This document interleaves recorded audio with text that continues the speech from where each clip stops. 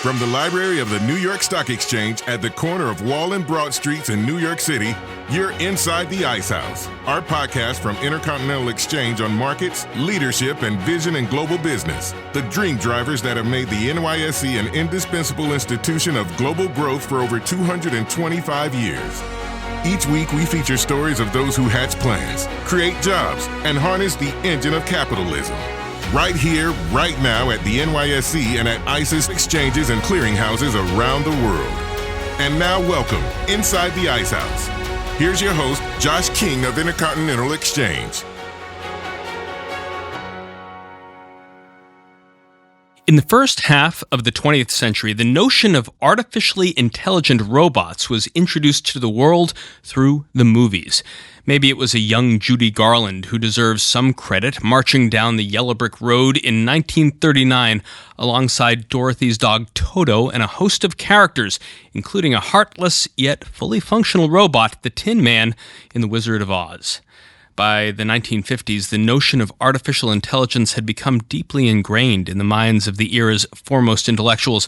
Among them was Alan Turing, often hailed as the father of theoretical computer science. Portrayed by Benedict Cumberbatch in 2014's The Imitation Game, Turing was one of the pioneers who dared pose the question, could machines think? Could machines ever think as human beings do? Most people say not. You're not most people. Well, the problem is you're asking a stupid question. I am? Of course, machines can't think as people do. A machine is different from a person, hence they think differently. The interesting question is, just because something thinks differently from you, does that mean it's not thinking? Yeah, I can't do any proper Benedict Cumberbatch, so that wasn't me, that was the real guy. But in the past decade, the capacity of computers to think, as conceived by Turing, has exploded. Whether it was Apple's unveiling of Siri on the iPhone 4S in 2011, Amazon's introduction of Alexa in 2014, or OpenAI's release of ChatGPT less than 2 years ago, the aptitude of a machine to respond to everyday inquiries or even engage in conversation has been steadily increasing. Welcoming the evolution of AI and its influence on both the workplace and product development is today's guest, Steve Hasker, President and CEO of Thomson Reuters. That's NYSE ticker symbol TRI. Since taking the helm in 2020, Steve has helped the company become a forerunner in AI. That means not only driving innovation within its own tech stack, but also strategically leveraging investments and acquisitions to integrate AI into the suite of products used by Thomson Reuters clients. In a minute, Steve and I are going to dive into Thomson Reuters' implementation of artificial intelligence and how it's impacting various segments of the business. We're going to discuss the excitement and trepidation among employees that comes with AI and hit on how it's shaping Thomson Reuters near and long term. Our conversation with Steve Hasker, President and CEO of Thomson Reuters, it's coming up right after this. Explore the world the Viking way. From the quiet comfort of elegant small ships with no children and no casinos. We actually have reinvented ocean voyages, designing all-inclusive experiences for the thinking person. Viking, voted world's best by both Travel and Leisure and Condé Nast Traveller. Learn more at Viking.com. Welcome back. Please remember to subscribe wherever you listen and rate and review us on Apple Podcasts so other folks know where to find the show.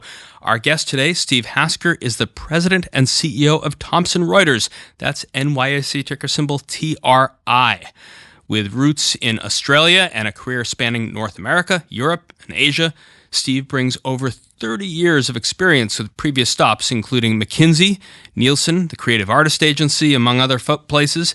Since taking the helm in March 2020, Steve has led Thomson Reuters and its team of close to 26,000 employees. Steve, thanks so much for joining us inside the Ice House. It's a pleasure to have you here at the New York Stock Exchange. Thanks for having me, Josh. Good to be here. You know, when people hear Thomson Reuters, Steve, they often think of Reuters News and its renowned global coverage since Paul Reuter established a newswire agency at the London Royal Exchange in 1851. I worked with many Reuters correspondents and photographers when I worked at the White House in the 1990s. And here at ICE and the NYSE, we're constantly working with Reuters journalists who cover the broader financial markets. But as you said in a recent interview with Andy Serwer of Barron's, we are a tech stock, not a media stock. Given that Reuters News is just a small part of the company, what makes up most of the bulk of the firm? Yeah, so Reuters News is just under 10% of our revenues. The rest of the revenues are within what we call the big three, which serve professionals. So legal professionals, tax and accounting professionals, risk, fraud, compliance, government agencies, court systems, and so forth. And those what we provide to those professionals is content-driven technology. So a combination of unique and proprietary content that we've built up over decades with increasing amounts of AI. We've been in the advanced machine learning business for 30 plus years, but obviously generative AI is the next step, delivered through what we aspire to make best-of-breed software. You've been leading Thomson Reuters as its president and CEO since March 2020, as I talked about in the introduction. But Steve, your career really began back in the 1990s at accounting firm PwC, and I would add to the bio, followed by being a partner at McKinsey. Paint us a picture of how one goes from accounting to consulting to eventually leading this New York Stock Exchange listed enterprise. Yeah, I started, as many people do, in public accounting, which for me was a great grounding and training at what was then PW, now PwC's Melbourne office. And the great privilege that I was able to benefit from was that the partner group at PW in Melbourne was a fantastic group of professionals who upheld the highest standards and at the same time were a very collegial and caring bunch of people. So for me, it was a great way to start my career. I spent 4 and a bit years there and then went to Columbia University, did an MBA and an International Affairs Masters, which was one of the best experiences of my life. And out of that, I was recruited into McKinsey and I had a chance to work at McKinsey both here in New York and also in Australia, amongst other places, and ended up being there for 11 years, which is longer than most people stay at McKinsey, but I thoroughly enjoyed it. From Melbourne to New York, now you're in Toronto, and your time really spanning the globe, Steve. How has global experience that you've had helped you better understand the global customer and consumer that many parts of Thomson Reuters supports? Growing up, one of the things my mother always said was you never quite understand until you experience it yourself. So I've been lucky enough to spend time, first, starting my career in Australia, but significant time in China and India, in Portugal, in the UK, of course, the US and Canada. And I think that's given me a global perspective. I don't know whether it's a uniquely global perspective, but I certainly feel like when I travel, as I often do, and visit our offices and our customers in different parts of the world, I can relate to the sort of challenges and opportunities that they describe in a way that I really don't think I could had I not spent significant time outside of the United States. What's your method of keeping track of everything? If you're sitting up in Toronto and understand how the global machinery of Thomson Reuters is operating, when you aren't able to get on a plane and go visit with clients, how do you know that you're doing a decent job keeping your eye on everything? Yeah, well, I think our board keep me pretty honest in terms of whether I'm doing a decent job or not. As do my colleagues, we've tried to create an environment that's very flat and non-hierarchical, where people feel empowered to speak up.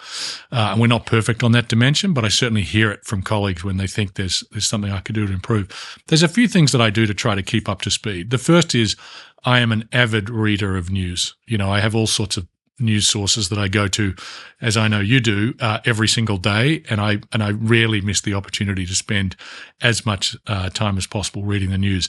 Obviously, starting with Reuters and Reuters.com. So that's the first one. The second one is what I would like to think is an insatiable appetite to interact with customers. So, no matter where in the world, I'm always looking for an opportunity to listen to our customers and understand what opportunities and challenges they face. I try to do more listening than talking in those meetings, more listening than selling.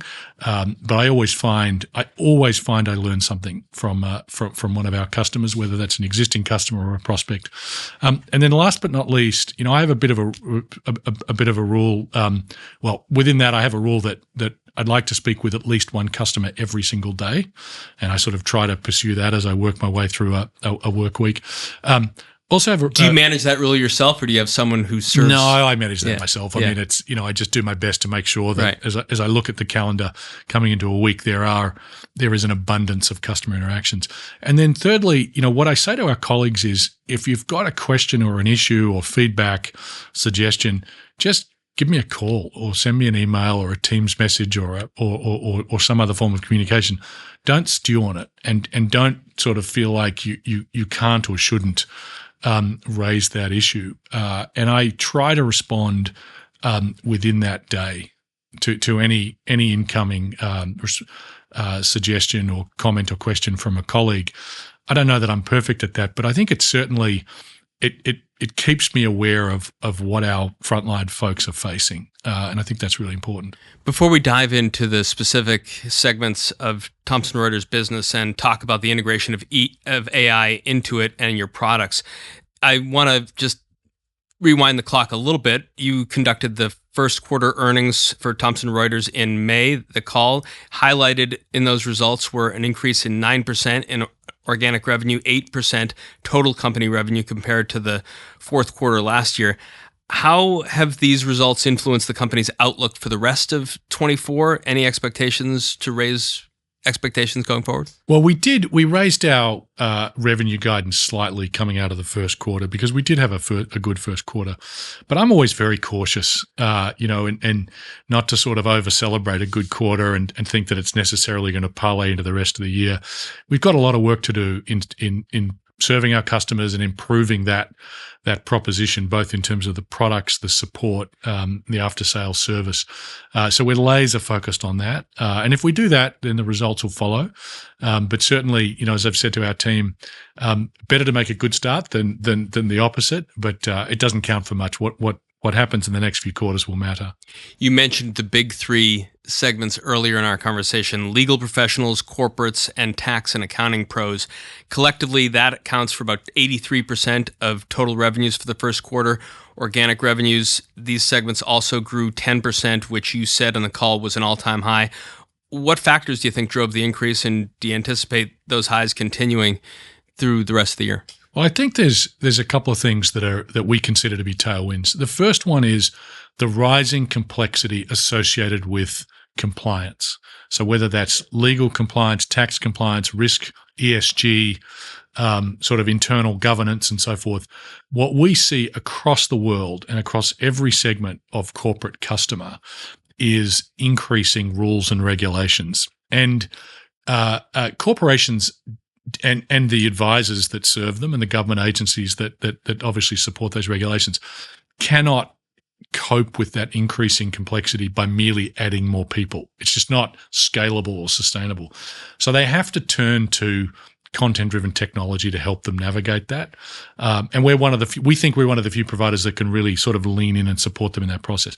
So that's the first thing. The second thing is, as I mentioned before, we've been in the sort of AI and advanced machine learning business for 30 years. We put a functioning search algorithm on the front of Westlaw, which is our legal research database, back in the early 1990s. So really before any of us were thinking about Google and search and so forth, we were in the search business and certainly created a functioning search algorithm. So we've got a pedigree and a history there. And as generative AI has come along, so with obviously the sort of release of ChatGPT 4 18 months ago, that has created, I think, a real sense of excitement amongst our customers as to what this could mean, starting in legal, but increasingly in tax and accounting and in risk, fraud and compliance and other areas. And it's also injected a lot of energy internally. I have engineers coming up to me and saying, Steve, I just worked a weekend, not because I wanted to, not because I needed to, I had to, but because I wanted to. The stuff we're inventing, the problems we're trying to solve are really cool for our top talent.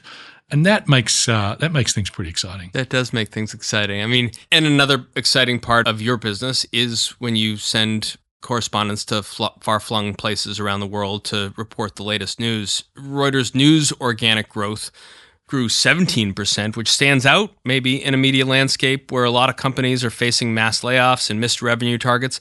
How has Reuters News achieved the growth that it has during these turbulent times? Well, the first thing to note in that particular result was some non-recurring revenues that stem from providing access to the Reuters news file to a couple of the large language model providers. So, we don't think that will recur. So that was a little bit of an anomaly. But having said that, the biggest customer to Reuters is the London Stock Exchange Group. So we have a news agreement with LSEG where we provide the news into their financial data business that used to be owned by TR, and that's a 30-year agreement. We're a couple of years into it, and we're really focused on strengthening the partnership with LSEG and their team, and also helping them better compete globally and meet their growth aspirations. So that's a big part of it. And then Reuters is 2,600 journalists spread across the world. In many countries, it's the last sort of purely independent, fact-based news service standing. And so I think it's a very important role for humanity. And equally importantly, it's the largest wholesaler of news in the world. So when you switch on the broadcast news at night or go to a website or read a newspaper, often the text and the story, the facts and the data, the photographs or the video will be from Reuters, and we're very proud of that role. The news landscape has been challenged by the advent of digital. It will be challenged again with the onset of generative AI, but we think the fact that Reuters sits alongside the big three, as we call them, and alongside the very significant investments we're making in generative AI, we think that gives Reuters an advantage in navigating the next wave of disruption. Reuters represents, as you said at the beginning of our conversation, only about 10% of your total revenue, which is in some ways sort of like the challenge we face at ICE Intercontinental Exchange. New York Stock Exchange, our best known company, is a similar percentage of the total revenue of the business, and yet that's what people always know us as. They say NYSE parent ICE does this or does that. So I share some of your challenge there. But despite its small size compared to the other segments, Reuters News remains arguably the most well-known part of your business. How do you ensure that the brand Reuters News, that what it's created, is upheld while adapting to the new ways that people are consuming media? Yeah, this is where I think Reuters is truly differentiated. In 1941, the Reuters board established what was then called the Trust Agreement, now the Trust Principles, that basically, in essence, require and mandate that any information published by Reuters is independent, fact-based, triple-checked, and not subject to bias. So when you go to Reuters.com and you read a story, what you won't see is a lean to the left or a lean to the right or a sort of a narrative that involves a lot of opinion. You'll see independent, fact-based news that has been triple-checked and verified.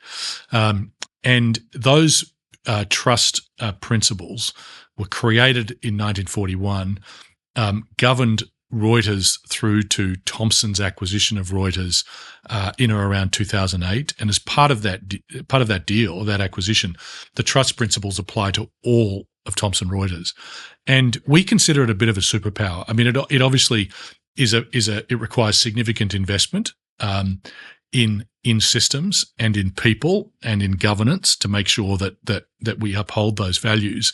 But particularly in a world of increasing misinformation and skepticism about news, we are finding it to be an increasingly important and differentiating set of principles for us. I don't think Reuters was on the immediate front line of this, but I'm pretty sure you've got into this fairly quickly and reacted as other news organizations did. But when you saw news break about Catherine, Princess of Wales, and the retraction of the photo of her family by whatever wire put her photo out first, how did that land on you? Well, much more experienced and clever people than I make those calls.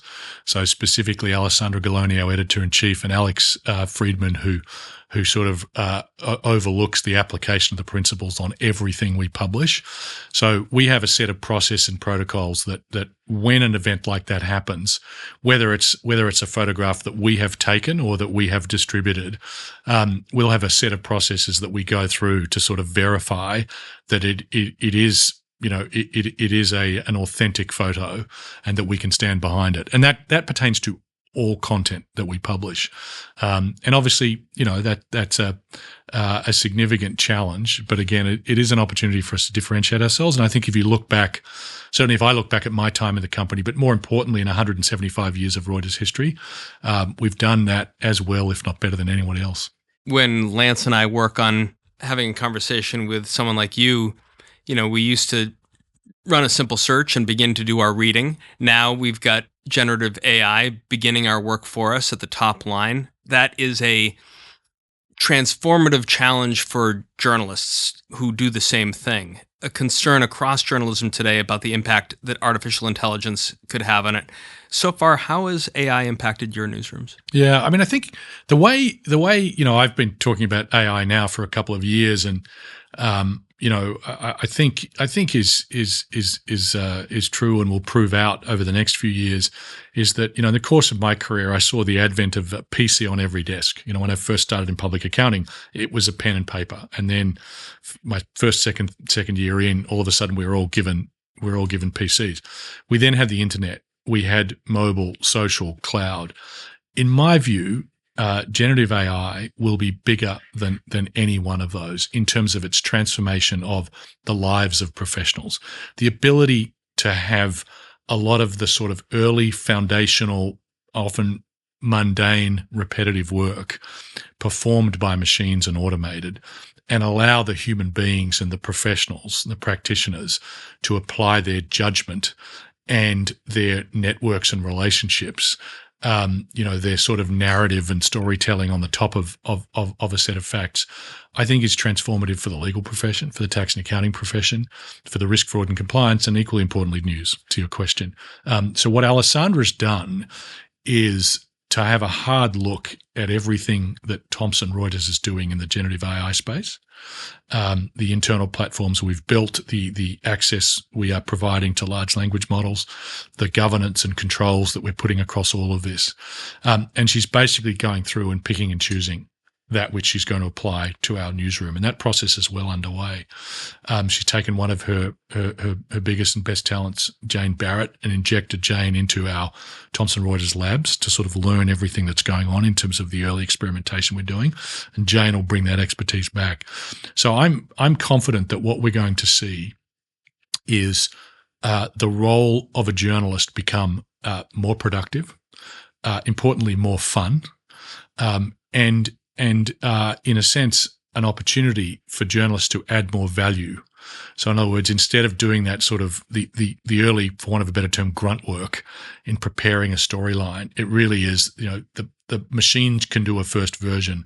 And then the question is, how do the journalists and the editors step in and really take it to the next level? To us, that feels like a big opportunity. And of course, one of the reactions is, well, this is going to take, you know, this is going to steal jobs. And the way we think about it is to say, look, your job won't be taken away by AI, but it might be taken away by someone who's using AI. And I know we've all heard that adage, but that really rings true, I think, across Thomson Reuters, not only within Reuters, firstly. Secondly, as Alessandra will say, you know, if I just look at the last 12 months, Reuters has produced incredible coverage of two major conflicts. Most recently, we were awarded a Pulitzer Prize for our photographs in Gaza. In addition to that, you know, we're obviously covering arguably one of the greatest sort of election years in history, with so many countries going through the electoral process. We're facing this sort of very interesting a sort of interest rate climate, you know, and speculation as to what the various central banks will do. We've got demographic shifts. We've got climate change. We've got AI. Reuters is covering all of those stories. And so one of the conversations that Alessandra and I have with Paul Bascobert, who's the president of Reuters, is how can we use AI to cover more and increase the capacity of our newsrooms and our bureaus across the world. That's a conversation around expansion and growth. That's not a conversation around contraction and headcount replacement. And my bet is that that's the way it will stay, at least for us at Reuters. One is tempted as we move from the newsroom to the broader workplace, and as I reflect on the 15 minutes of our conversation so far, to say, Reuters stands alone and the best in its application of artificial intelligence, not only in news, but in the three other major parts of your business. And yet, if we're all being honest with each other, you've got competitors who are working hard to do a lot of the same thing. With so many companies investing resources into AI and developing proprietary models on their own, how does Thomson Reuters' approach to AI distinguish itself from its competitors that are also embracing the innovation? Yeah, I think there's a couple of areas where, at least in this sort of first innings of the generative AI revolution, there's a couple of places where we see a competitive advantages. The first is in our unique and proprietary content. The fact of the matter is that the large language models need to be trained, and they need to have unique and proprietary data sets that are correct and that have deep domain expertise applied to them in order to be valuable to a professional. And so we have as much, if not more, of that unique data in legal, in tax, in risk, and in news, amongst other areas, as anybody on the planet. So we think that's a competitive advantage as we navigate through.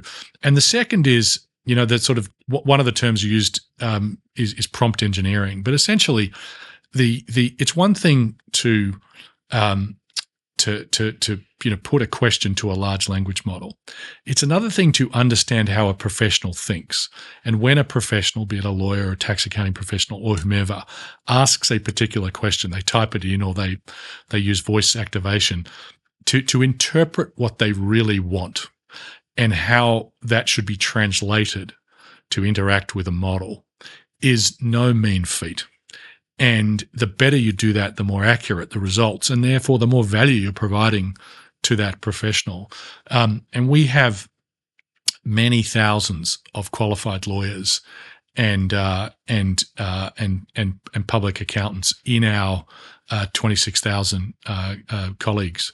And so what we're trying to do is really take all of that intellectual capital and all of that deep expertise about those professions and make sure it's applied in each and every one of our products. And I think so far the evidence suggests that David Wong and our product team are doing a very good job of that. But obviously it's a constant work in progress. And that's how you are using your in-house team to grow organically. And yet there's other stuff out there that you can buy and bolt on and continue to build what we all know as Thomson Reuters. An interview that you did with the FT in March highlighted an influx of, I think, $8 billion that Thomson Reuters had to spend on AI-related investments. And if we're going to cover some of those beginning in 2023, acquisitions have included SurePrep, Casetext, Pagero, among others. When these deals were finalized and a lot of firepower was brought to bear after making these additions, what's the process in evaluating and determining the right opportunities to move forward with and new deals to make? Yeah, so as you said, Josh, we've spent about $2 billion over the last 18 months on a handful of acquisitions with real focus on our customers. So we look at particularly the big three, and to some extent Reuters as well, and try to understand what is it that we need to do in terms of organic build, and then how can we supplement that inorganically to enhance the experience of those customers, to provide them with better and faster access to information, better decision-making tools, a better sort of end-to-end customer experience. And each of the acquisitions you mentioned are very much on point for that. So what we haven't done is sort of look to create an entirely new business or entirely new vertical. We're very much stuck to our knitting. That's the first lens that we apply. So when I throw around names like SurePrep, Casetext, and Pagero, What do those things do? Yeah, so SurePrep is we think the leading AI-driven document ingestion engine for the tax preparation process. So think about your tax and accounting professional and all the myriad of documents that he or she has to sort of come to terms with in order to populate a first version of the return. SurePrep automates that using AI. So that's the first one. The second one that we did was Casetext. And what Casetext had done is got early access to ChatGPT-4, and we think cracked the code in terms of how to put together accessing a large language model with unique and proprietary data. And what Jake Heller and his team had done, I think, was really significant in translating that into an AI legal assistant. And so we're excited about taking CoCounsel and applying it across our entire product set and our entire business. So that one was very focused on generative AI. Pagero, which when we bought it was a publicly listed company in Sweden. And we only closed that deal a few months ago. But Pagero is the world's leading single platform for what's called e-invoicing. So this is the calculation of indirect tax or sales and excise tax. And e-invoicing is a process by which a number of governments, particularly in Europe, increasingly Southeast Asia and Latin America, have mandated the automatic digital remittance of that tax upon completion of the transaction. And the Pagero team under Bengt Nilsson had cracked the code in terms of the software and underpinnings of that. So we're excited about bringing that into the fold as well. It's early days. So those are the kinds of things. Yeah. Those are the kinds of things we go after. We look firstly at the customer experience. Is it additive to the customer experience? We then look at the financials. We want to make sure that there's value for our shareholders, not just the exiting shareholders in any deal that we do. And then thirdly, we look at the tech stack. We don't want to acquire tech debt, and obviously nothing's ever completely perfect, but we've done a lot of cleanup work over the last few years on our own legacy tech debt. We're in good shape and we don't want to go backwards. And then lastly, we're looking for cultures, not necessarily that are perfectly congruent with ours, but certainly where we think we're confident that the teams can come together and really sort of create something bigger and better than either team would have done on their own. And certainly the three deals that you mentioned, we think are on track to do that. Before we head to the break, Steve, beyond traditional M&A, how is Thomson Reuters leveraging the extensive data sets from Reuters News to help other AI groups train their own language models? Yeah, so Paul Baskerbear and Alphonse Hardel at Reuters did a lot of work in the back end of last year, as other media organizations have done, to figure out ways in which these models could be trained with the best information. So in other words, one of the things that Paul said early on was, look, these models need to be trained and they may as well be trained by the best. And the best, we believe, is the Reuters news file. So he was able to do a number of these agreements, which, are finite in period and a little bit experimental in their nature. But certainly we're proud of getting that sort of fact-based independent journalism into those large language models to help prevent hallucinations and increase the quality of output. And that's a really important step, we think, not only for the models and for Reuters, but sort of for humanity more broadly. After the break, Thomson Reuters President and CEO Steve Hasker and I are going to continue to discuss the company's focus on AI, its innovation, and what the future holds for the business. All that is more is coming up right after this. To prove that there is such a thing as free money, we gave people a little sample of Ibotta. Hi, could I interest you in a sample from Ibotta? What's going on? It's just money. Ibotta is an app that gives you cash back every time you shop. What is it? It's money. So I can just take this. This is real? This is insane. What's the catch? There's no catch. It's just cash. Get cash back every time you shop with Ibotta. Welcome back. If you are enjoying this conversation, want to hear more from guests like Steve Hasker, the president and CEO of Thomson Reuters, that's NYSE ticker symbol TRI. Remember to subscribe to Inside the Icehouse, our podcast, wherever you listen to your podcast, and maybe give us a 5-star rating and a review on Apple Podcasts. Before the break, Steve and I were discussing Thomson Reuters' recent first quarter earnings call, Steve's journey to leading the company, and how Thomson Reuters is integrating AI. So, Steve, in November, Thomson Reuters launched Gen AI initiatives aimed at benefiting professionals across its big three segments. These included the introduction of AI-assisted research on your Westlaw precision. How does this technology enhance client efficiency and facilitate their ability to navigate and resolve some of their complex legal issues? Yeah, so it enhances our products in a number of different ways. The first is it supplements the proprietary information we already have. So, large language models built on an enormous mass of information, much of it publicly available. When you combine that with our own unique proprietary content, you get a deeper, richer perspective on a professional's question. So that's the first. The second is the conversational aspect of accessing a large language model. So it very much turns a piece of research into the first draft of a memo that a young lawyer can put in front of a partner or a law firm can put in front of a client. And then lastly, it provides the basis through which various applications can be launched in response to a particular question. So it really is a somewhat of a unifier across not only our product, but more importantly, a customer experience. As AI continues its rapid evolution, becoming increasingly more impactful across all of our industries, there's this growing belief that companies have to integrate it into what they do. Arvind Krishna has been on this show before. He's the chairman and CEO of IBM. That's ticker symbol IBM if you wanted to know. He's been a big proponent of the idea dating back to the early days of the pandemic. I want to listen to an interview that Arvind did with CNN where he talks about why the implementation of AI is so crucial. I think everybody is going to adopt AI. Why? How do you do better customer service for your end customers? How do you really make your employees more productive? How do you automate operations all inside the enterprise? All of these are going to be use cases for AI to unlock that 16 trillion in global productivity we all want by the end of the decade. The same way that electricity happened at the turn of the last century and everybody went through electrification, I think AI is going to infuse every business and every enterprise in this century. AI is going to infuse every business and every enterprise in this century. You said something similar to that before the break, but do you agree with Arvind? Do you go tangential to him in any way? No, I do agree with Arvind. I think for us, where we've started is to inject generative AI into our customer-facing products, and that's been the exhaustive focus over the last 18 months or so. And to your question, I mean, we've started to get meaningful improvements to our products and new products in the marketplace as a result of that agenda. I think the other place, though, is how do our own folks internally benefit from accessing these tools?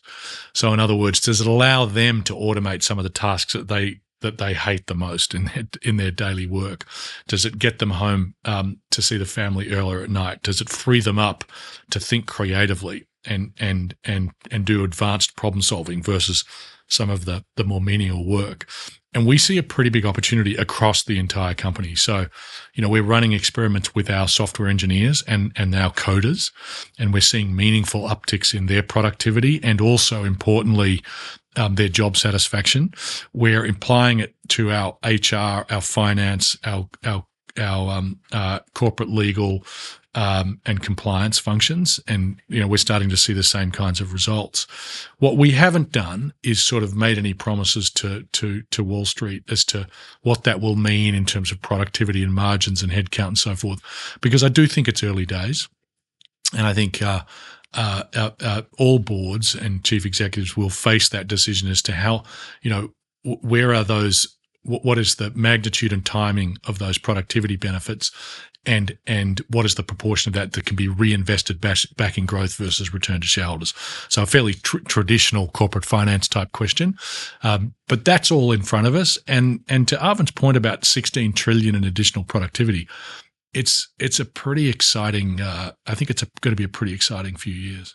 You said earlier that your board keeps you pretty honest about the way you keep your eye on the business, and you brought the board up again now. And just like ICE as well, over the last few years, we've had considerable refreshment across a broad swath of the board. As you think with your team and your existing board about how to bring in new talent onto the board, What have some of the recent appointments done in terms of coming to you with some of these insights and specialties? Yeah, I mean, since I've been at the company, we've had a number of long tenured board members retire, and it's given us the opportunity to sort of replenish and bring in new talent. So we've focused on technology talent. We've focused on board members who bring in significant experience around governance, around entrepreneurship, and around sort of people management. So, when I face a problem across any of those dimensions, I know, and I have a great deal of confidence that I'm going to get real expertise and guidance from one or more board members through those different problems. And so, it's always a work in progress. It's like any management team or any board. The composition is always something you've got to review and revisit, and undergo that process of constant replenishment.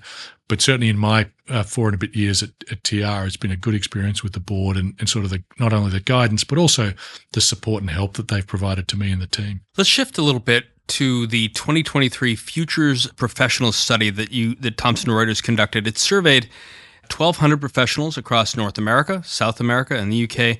What was the motivation behind doing the survey and the specific objectives you aimed to achieve through the results that you saw? So the genesis of the Future Professionals' work and research was really during the pandemic, where more and more of our customers, whether they were managing partners of law firms or the same in the tax and accounting practice or general counsels, heads of tax or CFOs within corporations, were starting to ask us and ask our account and salespeople, questions like, how should I think about hybrid and virtual and work from home? How should I think about attracting, retaining, developing young tech digital talent? Because it's new to me and I realize I need to do more of that. How should I think about data science, attracting data scientists? What does that mean? Where do I go looking for them? What's my angle and pitch to get them? And then of course, along came generative AI. So it started in the pandemic when I think the sort of war for talent really heated up, and we saw, initially fairly subdued turnover amongst our, the colleagues within our customer base, and then we saw it really spike up. And I think more and more boards and chief executives, managing partners were starting to sort of cry for help or support or some insights. And we felt, hopefully without any arrogance, that given the 600,000 customers that we serve, and given, maybe equally importantly, all of the information that we collect through the different parts of the business, that we could harness that and provide some insights. And I think we're still at the start of this journey, but it's certainly been well received by our customers in terms of some of those insights and the support we've provided. Among the 1,200 people that you surveyed for that study, 67% of them anticipated the emergence of AI and generative AI to have either a transformational or high impact change on their profession within the next 5 years. It's 14 points higher than the second most cited impact on the profession, which is economic recession and cost of living. What insights do you derive from the response that AI is believed to have such a greater influence on the workforce than impact of things like mortgages, rents, and everyday necessities for people? Well, I think it comes from a couple of places. I think anyone who's used, accessed one of the large language models, which by now is most of us, so whether that's GPT-4 or Claude or Llama or whichever one you tend to go to, I think you don't have to spend long with those with those models to know that it's going to change professional work. It's going to change the nature of research, the nature of drafting, the nature of sort of document analysis, and therefore the top of the house within our customers, I think, sees and recognizes that, and then it's reinforced when they go talk to the highest potential recruits, and one of the first questions that recruits ask is, which technologies will I have access to? And how are you thinking about providing access to generative AI, and what's your roadmap for that? And I think that really emphasizes to them, hold on, we've got no option here. We're going to have to get immersed in this. And as they play that out, they can see implications in terms of the apprenticeship model they provide, the kinds of talent they bring in, the end business model, and they're for the professionals, they're sort of billing and fee structures, all the way back to the curricula within the graduate schools that they're drawing from.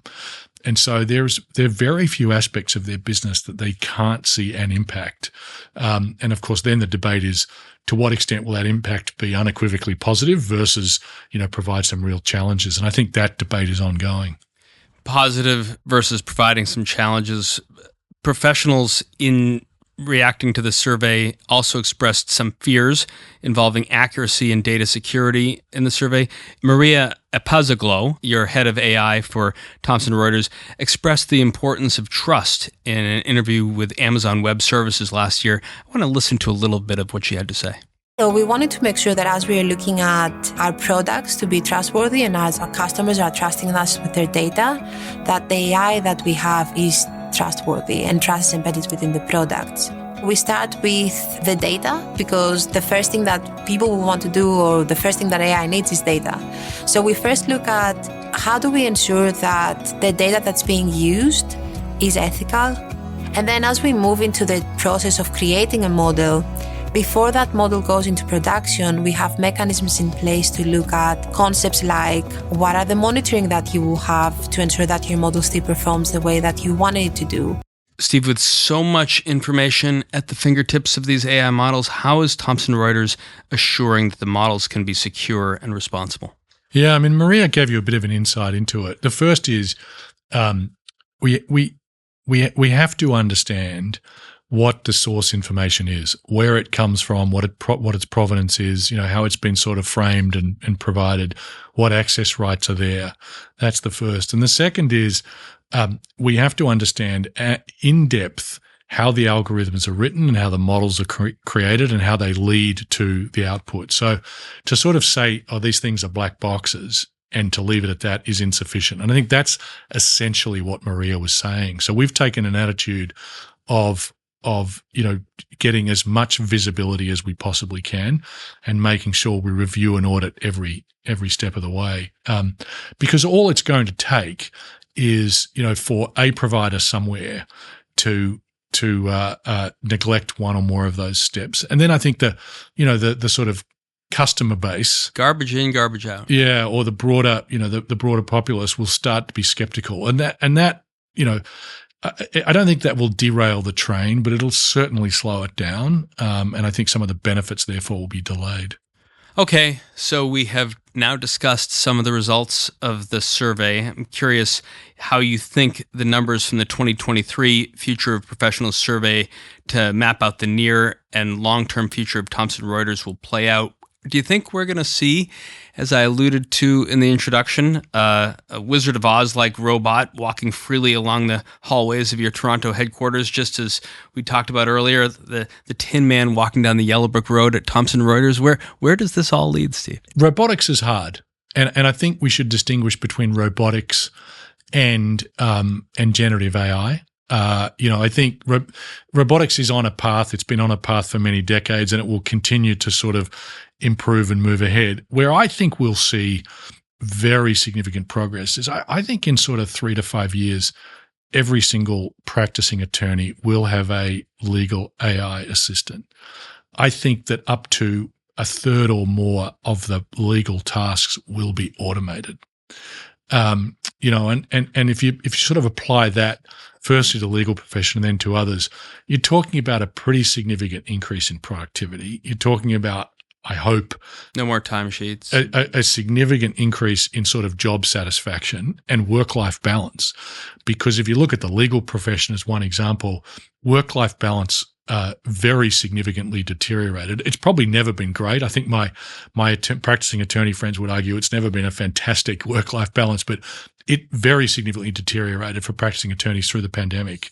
And it has to some extent improved, but it's still not great. And then when you go across to tax and accounting, there is a dearth of talent. If you talk to any person who manages a tax and accounting practice, whether it's one of the largest global firms or whether it's a much smaller high street firm, they will tell you one of the biggest problems they face is getting young talent interested in the profession. And therefore, AI and automation has a slightly different role to play, which is to allow the practices to perform the work they need to perform, because the number of tax returns is going up, the number of audits is going up, and the complexity of those returns and audits is also going up. And yet there's not the talent coming in to replace those who are retiring. So AI has a different but equally important role to play there. And I think that's what we're trying to sort of harness and help help promote. So I think we can now pivot away from AI for a bit anyway. Steve, in 2020, shortly after your tenure as president and CEO began, Thomson Reuters announced that it would plan to achieve net zero emissions by 2050 or sooner. 4 years into that plan, how has the company prioritized sustainability and worked toward achieving that goal? Yeah, so we're ahead of track. We're ahead of track. A couple of weeks ago, we published our social impact report, which sort of frames up the work we do in the community, the work we're doing in terms of our climate footprint and our environmental goals, and also all of our sort of objectives and our progress against diversity in its various forms. And on the climate front, we have the benefit. We have a print facility that manufactures books, but other than that, we're not we're not in the industrial space. We're not sort of moving large numbers of people or materials around. But nevertheless, we see a very significant responsibility to move to that net neutral position as fast as possible. We're ahead of track, and we're just going to keep chipping away at that. Thomson Reuters, your executive team really has a diverse composition. I think over half are either female or a minority. How does having leadership with many backgrounds and experiences enhance the company's ability to act in the best interest of all employees and your clients? Yeah, I think it's pretty simple. The first is we need to be a diverse team in order to reflect and represent our customers. Our customers are diverse. And if we're not, then, we're going to provide a sort of an unconscious bias to our product development and the way in which we serve and support customers. So that's the first thing. I think the second thing is, in my experience, the diversity of the team adds to the richness and quality of the problem solving that team undertakes. And it's no more complicated than that. So the more diverse a team becomes, the more the greater variety of perspectives you get in a problem solving process, and the better outcome you get. And certainly I think in my time at Thomson Reuters, we've seen the benefits of that, and it's a constant work in progress. As we wrap up, Steve, Thomson Corporation and Reuters Group came together to form Thomson Reuters all the way back now in 2008. With the 20-year anniversary not too far off, what do you think are the goals and aspirations for the company as it continues to evolve and reach this significant milestone? Yeah, we've set out an objective to be the world's leading content-driven technology company, where we combine unique and proprietary data sets, AI, best-of-breed software. We'd also like to be the most innovative company in our sector, so the sort of business information services sector. Those are lofty goals, and there's some tremendous companies and competitors in that space. But we've made real progress against those things, and going forward, we think we can play a really meaningful role in helping companies and their advisors manage this increasing complexity. And that's a tailwind for us. It's also, it's a big opportunity, but it's a challenge that our customers face, and we're looking forward to helping them meet it. Looking forward to helping them meet it. Steve, thanks so much for joining us inside the Ice House. Thanks, Josh. That's our conversation for this week. Our guest was Steve Hasker, President and CEO of Thomson Reuters. That's NYSE ticker symbol TRI. If you like what you heard, please rate us on Apple Podcasts so other folks know where to find us. And if you've got a comment or a question you'd like one of our experts to tackle on a future show, or to hear from one of our CEOs like Steve Hasker, make sure to leave us a review, email us at icehouse@ice.com, or tweet at us at IceHousePodcast.